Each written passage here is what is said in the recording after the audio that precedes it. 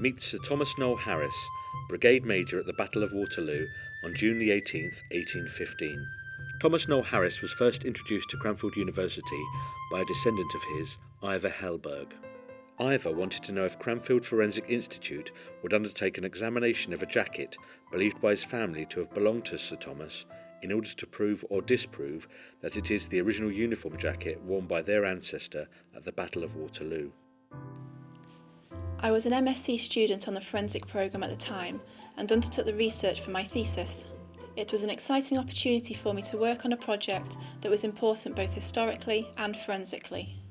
I hoped to validate the authenticity of the jacket by bringing together the results of a forensic examination and the known history of the jacket and its wearer.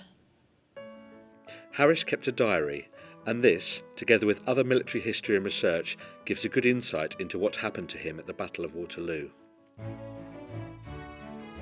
He was attending the Duchess of Richmond's ball in Brussels when he received the order to join his brigade. During the battle he was under attack for much of the day and had 2 horses shot from under him, but it was not until the final advance, when he initiated and led a charge of the centre squadron of the 18th Hussars, that Harris was wounded. His diary tells us he believed he was shot twice in battle, once in his right side by a musket ball and once in his right arm by grape shot. The injuries were severe and he lay outside on the muddy battlefield overnight.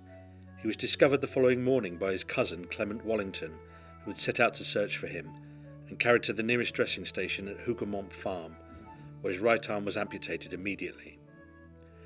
The musket ball was not removed from his body as this was perceived to be too dangerous.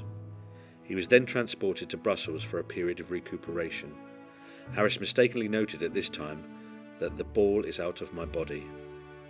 After recovering sufficiently, Harris continued in military service until his retirement in 1838. In order to provide the scientific evidence required to link the jacket to Harris and the Battle of Waterloo, the forensic examination focused on 3 areas. Firstly, the retrieval of DNA samples from the jacket and from a living ancestor of Harris to compare and clarify if the jacket was worn by Thomas Harris. Secondly, the extraction of soil samples from the jacket in comparison to samples from the Waterloo battlefield to place the jacket at the location. Thirdly, analysis of the ballistic damage on the jacket to ascertain whether it was consistent with the reported injuries sustained by Harris at Waterloo. Although a suitable living male descendant was identified, this line of forensic investigation was discounted. Despite the samples from the jacket testing positive for blood, the DNA had degraded to a level beyond use for analysis. 5 soil samples taken from the battlefield and 3 from the jacket were analysed for mineral content.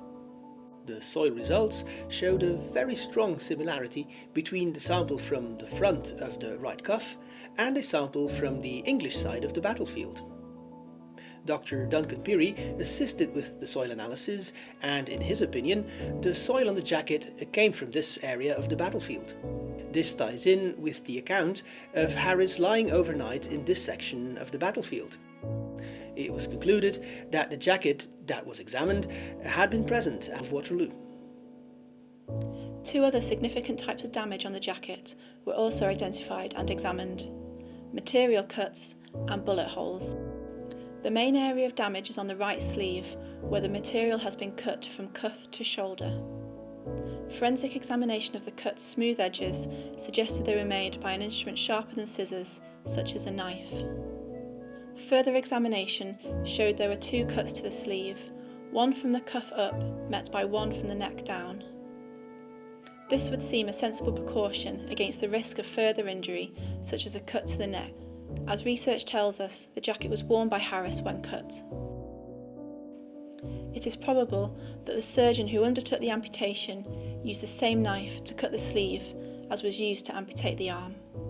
According to family history, Harris was shot twice during the battle. Examination of the 3 holes on the right sleeve and right side of the jacket showed that they line up with each other. This gives rise to the possibility that Harris was only shot once and that the musket ball passed through both his arm and side where it lodged near his spine. There is no exit hole on the jacket. The blood staining around the holes tested positive for blood. If Harris had been shot twice, they would have had to be in quick succession, as it is highly probable he would have fallen from his horse following the first shot. It is not inconceivable that the ball shattering his arm saved Harris's life. If it had penetrated his torso directly, it may well have proved fatal.